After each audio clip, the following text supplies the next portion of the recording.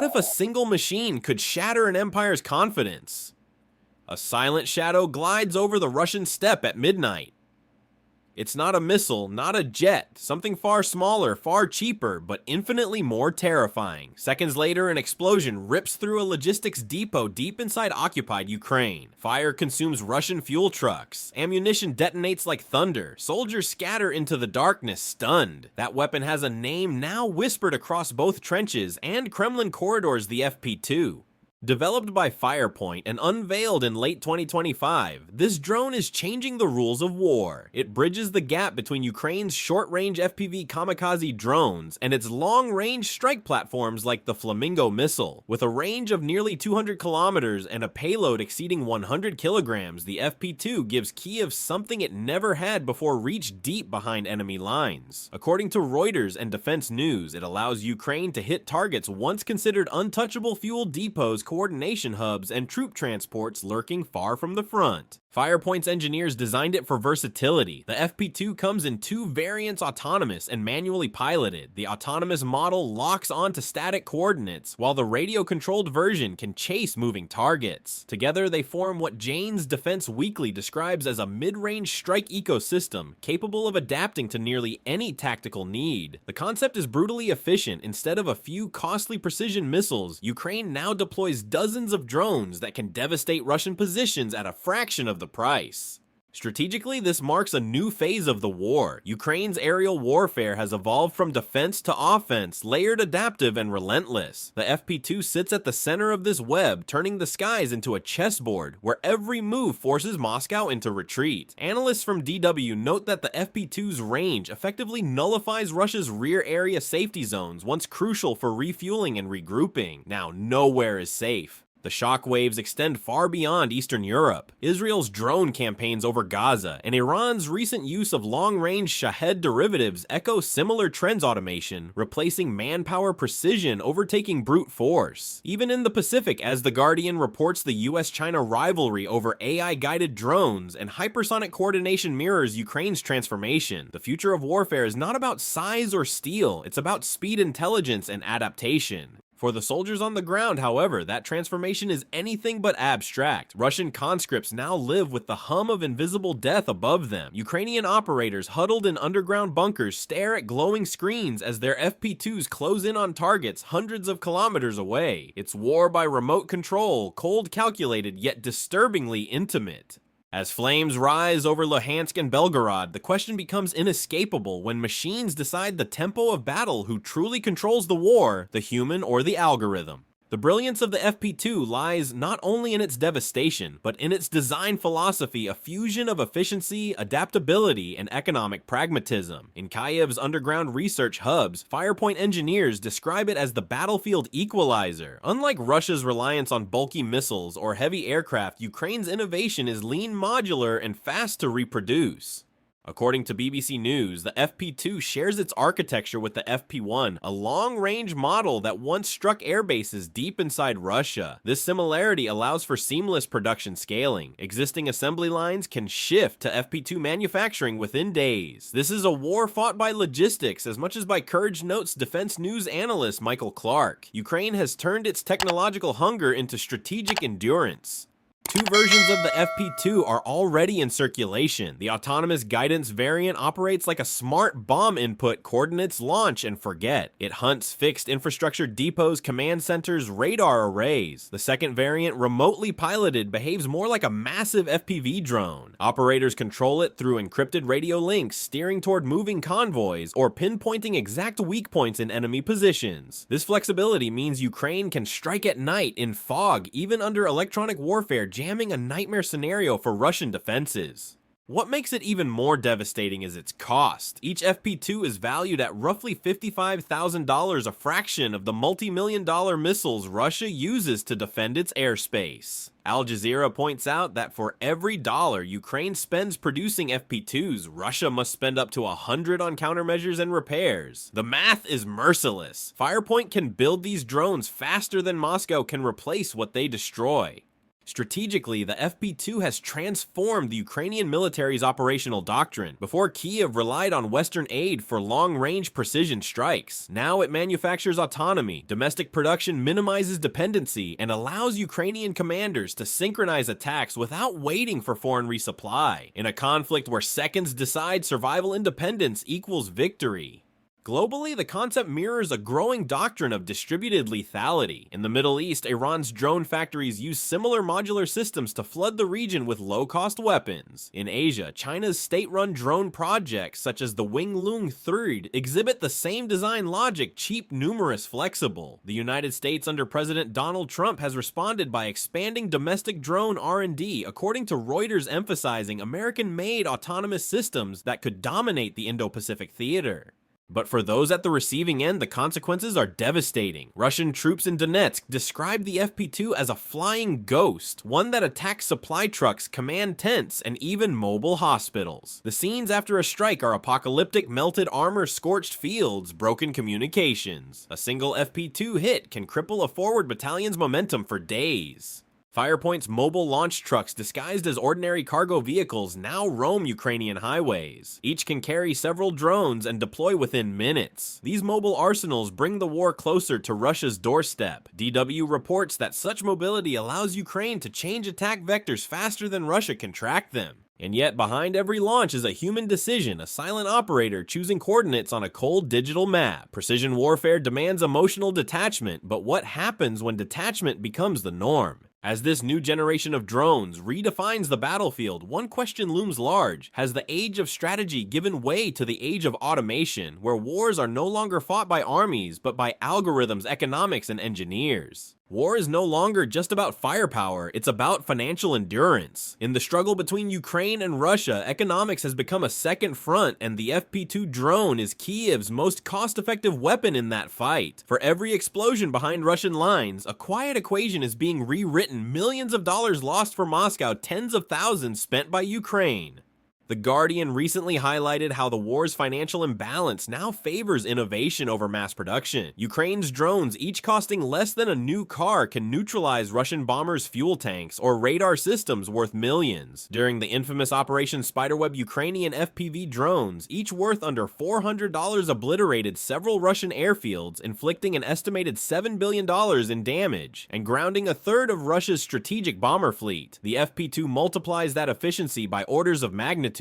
Firepoint's engineers didn't just design a weapon, they designed an economic strategy. By replacing expensive missile systems with scalable drones, Kyiv reduced the cost of each precision strike by 90%. Defense news analysts estimate that maintaining the FP2 fleet requires only a tenth of the fuel, personnel, and logistical infrastructure of Russia's conventional arsenals. This shift doesn't just conserve resources, it devastates Russia's budgetary resilience.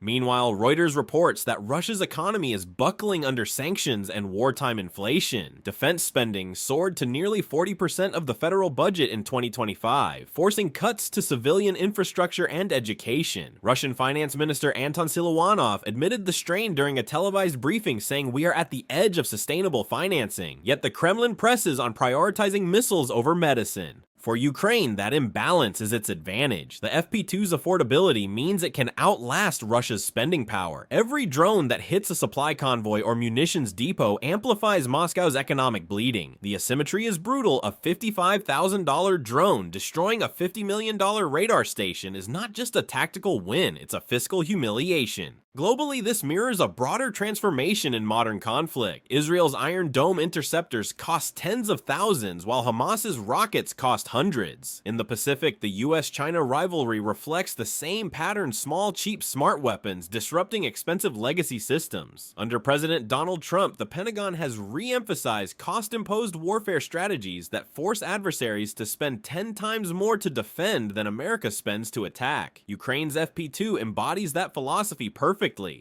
But amid these strategic calculations, the human toll persists. Russian families see their sons return in coffins, casualties of invisible drones they never saw or heard. Ukrainian workers in drone factories labor around the clock, welding aluminum shells and wiring guidance systems while air raid sirens wail above. Their economy too walks a razor's edge. Every drone built is one less hospital bed funded. Yet morale in Ukraine remains unbroken. Videos of FP2 strikes circulate across social media, rallying citizens with a sense of defiant pride. Each successful hit becomes both propaganda and proof that David can still outthink Goliath.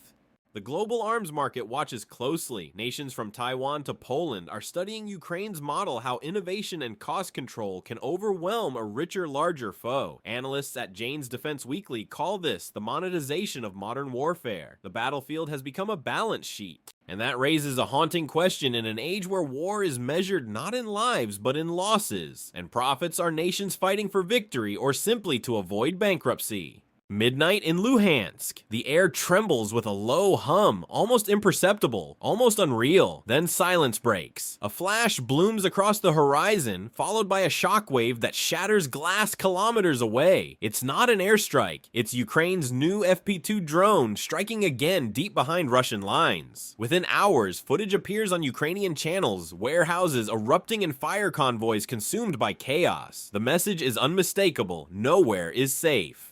On November 2nd, the Security Service of Ukraine SBU confirmed that its elite Alpha Special Forces had conducted a coordinated assault using FP2 drones. The targets Russian logistical hubs and fuel depots spread across occupied territory. United 24 Media and Euromaidan Press described the attacks as surgical strikes launched more than 150 kilometers behind the front. Each hit crippled the enemy's ability to supply ammunition and fuel to frontline troops. This was not just a drone test, it was a live demonstration of asymmetrical warfare. The Alpha Group, a name already etched in Ukrainian legend, had turned technology into terror. Their FP2s moved like specters, invisible to radar and unstoppable by Russia's aging air defenses. In one strike, two massive explosions ripped through depots in Dovzhansk, destroying fuel reserves meant for Moscow's center grouping units in the Donbass. Hours later, additional FP2s hit Roshkizhna, obliterating a second logistics chain. DW reported that Russia's communications went dark across the Luhansk region for several hours following the attacks, suggesting the FP2s not only struck physical targets, but disrupted electronic systems as well. The psychological toll was immense. Russian soldiers filmed panicked evacuations, their fear evident as burning fuel columns painted the night sky. Strategically, the strikes exposed a critical vulnerability: Russia's reliance on centralized supply nodes. Unlike NATO's decentralized model, Russian logistics remain predictable, and now they're being exploited. Ukraine's FP2 campaign mirrors what The Guardian calls a reverse attrition strategy, dismantling Moscow's infrastructure faster than it can rebuild. Globally, this echoes Israel's recent preemptive drone strikes on Iranian weapons caches in Syria, where tactical speed outweighed numerical advantage. The United States, too, is watching closely. Under President Donald Trump, the Pentagon's Joint AI Task Force has cited the FP2 campaign as a case study in cost-effective disruption. Analysts at Defense News suggest that future U.S. operations in the Indo-Pacific could employ similar swarm-based mid-range drones to overwhelm Chinese anti-access systems. For the men on the ground, though, this new warfare is both victory and burden. Ukrainian operators, often barely in their 20s, sit in underground bunkers lit by cold blue screens. Their fingers guide destruction hundreds of kilometers away, watching explosions bloom on monitors like distant suns. The detachment is haunting. You don't feel the heat, one operator told BBC News, but you know there's someone burning. The FP2 strikes are rewriting the ethics of combat. Precision has become impersonality. The same drones that save Ukrainian lives now redefine what it means to fight a war without ever seeing the enemy. As dawn breaks over Luhansk's smoldering skyline, the FP2's roar fades into the static of global strategy. Russia scrambles to rebuild. Ukraine prepares to strike again.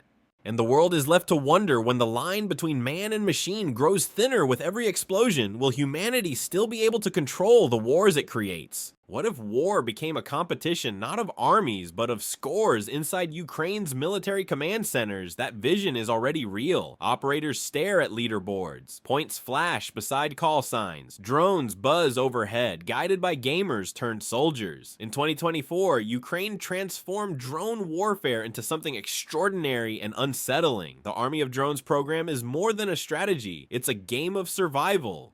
According to The Guardian, Ukraine's Ministry of Digital Transformation launched a reward system that gamifies combat. Soldiers earn digital points for successful drone strikes, which can then be exchanged through an online military store called Brave One. Prizes aren't medals, they're new drones equipment upgrades or thermal optics. More than 400 drone units now compete, sharing footage of their missions like digital trophies. The result, an exponential rise in precision and motivation. In September alone, Reuters reported that these drone teams killed or wounded 18,000 Russian soldiers. Every strike counts, a Ukrainian coordinator told BBC News, and every operator knows their score. Behind the statistics lies a powerful truth: when survival is tied to performance efficiency, becomes unstoppable. This concept gamification of warfare has stunned defense experts. Defense News likens it to the US Air Force's pilot training simulators, only now the simulations are real. Operators don't just train in virtual combat, they live it. A joystick replaces a rifle. A monitor replaces a battlefield, and every mission logged online is part of a vast data network feeding AI-assisted targeting systems.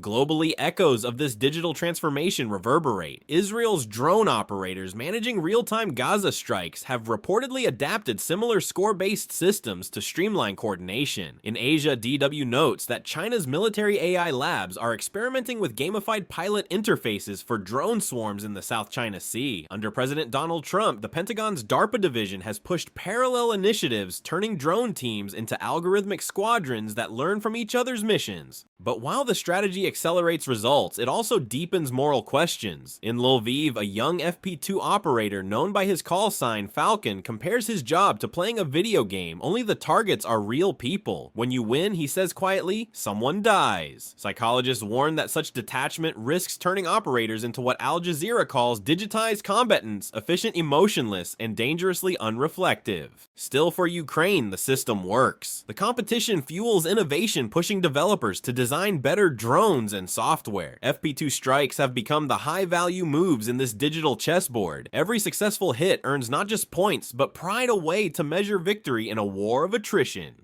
Meanwhile, Russian forces face chaos. DW reports that Moscow has failed to counter Ukraine's drone integration effectively. Its own operators lack the same adaptive ecosystem or incentive. Centralized command slows innovation. Ukraine, by contrast, has decentralized its drone warfare, thousands of operators acting semi-independently but bound by shared goals. It's warfare by crowdsourcing, not command hierarchy.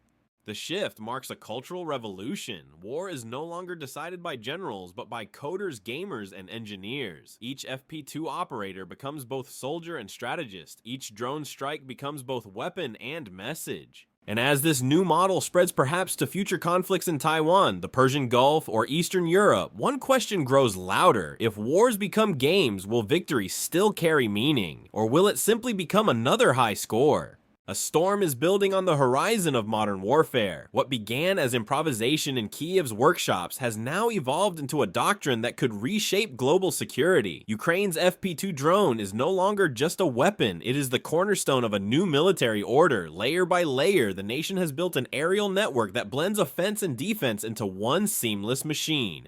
Commander-in-Chief Oleksandr Syrsky described it best in his message to Ukrinform. We are creating a layered system, interceptors, radars, strike drones working together to hunt enemy Garans and Shaheeds. The FP2 forms the outer ring of this web, hitting deep behind enemy lines. Closer to the front, FPV drones swarm advancing troops. Above them, interceptor drones and radar-guided defenses neutralize incoming attacks. It's a sky woven with intelligence and precision, where machines communicate faster than men can think. BBC News calls it the Drone Dome, a Ukrainian invention rivaling Israel's Iron Dome, but built with fragments of ingenuity rather than billions of dollars. Jane's Defense Weekly adds that Ukraine's Air Command now integrates FP2 units directly into NATO-compatible data networks, a move quietly backed by Washington under President Donald Trump's renewed defense partnership initiative. For the Pentagon, the FP2 program is a proof of concept how small nations can defend themselves without exhausting their economies or relying entirely on US troops. Meanwhile, Russia's generals are struggling to adapt. Their once dominant artillery doctrine now feels obsolete against mobile intelligent weapons. DW reports that Russian radar operators describe Ukraine's skies as alive, a shifting grid of invisible enemies. It's psychological warfare on a digital scale, each strike eroding confidence, each explosion rewriting doctrine. Beyond Europe, the ripple effect is immediate. In the Middle East, Iran has accelerated swarm drone production to mirror Ukraine's successes. Israel, already a leader in UAV combat, now faces a regional race to perfect AI-guided formations. Across the Pacific, China has begun testing autonomous storm wings, while the US Navy deploys small modular drone carriers to counter Beijing's maritime push. As The Guardian puts it, the FP2 is no longer Ukraine's drone, it's the blueprint for the 21st century battlefield. Yet amid these tectonic shifts lies a moral fault line. What happens when machines fight faster than humans? Can decide Ukrainian commanders acknowledge the risk? Autonomy, once a tool of efficiency, now skirts the edge of control. We are winning, one officer admitted to Reuters, but we are also teaching the world how to make war without conscience. And still the human element endures. Behind every drone screen sits a soldier, trembling with fatigue, carrying the silent weight of unseen casualties. Behind every innovation stands a nation clawing for survival, defying exhaustion, and reminding the world that courage and code can coexist.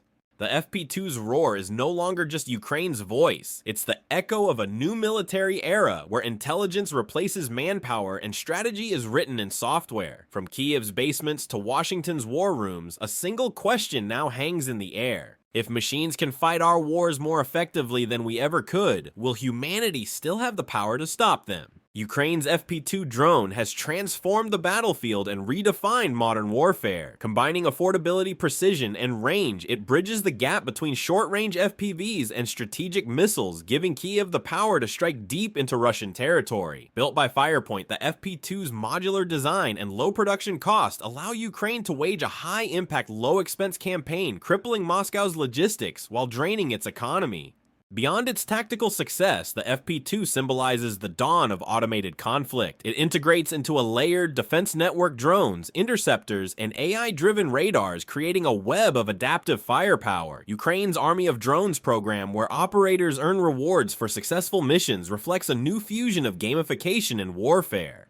Globally, nations are watching. From China's swarm drone tests to America's AI initiatives under President Trump, the FP2 has sparked an arms revolution where technology replaces manpower. But as autonomy grows, so does the danger. Can humanity still control the wars it automates?